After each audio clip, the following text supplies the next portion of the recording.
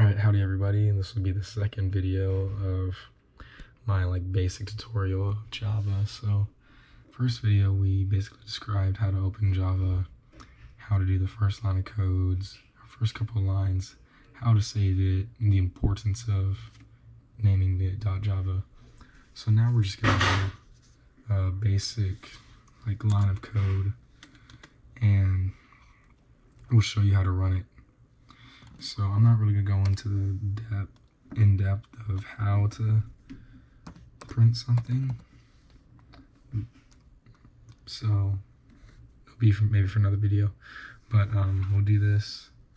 Since we are implemented a new line of code, we're gonna do Control Save, and you'll see that blue dot, and that's kind of next to the file name. It'll mean that it's not saved right now. So I'm gonna press Control Save. It'll disappear. So that means it's saved. So now, where you want to see your code run, you go to folders.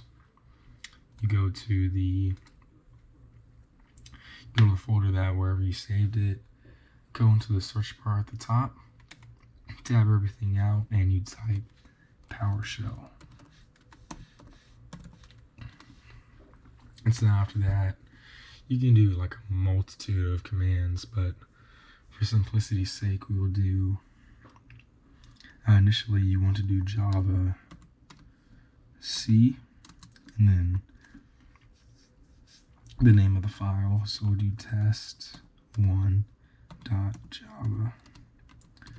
Now basically what the Java C does is that it's, the C is short for compile, so it's gonna just, I don't know how to say it, bring it all together and do a little test and make sure everything works correctly. So we're just gonna do that first. After you type it all out, you're gonna press enter. Everything works. So now we just do Java and then test1. And as you can see, it might focus, I don't know, but you can see that little line of code, it says hello. And that is basically how to run Java. Very basic.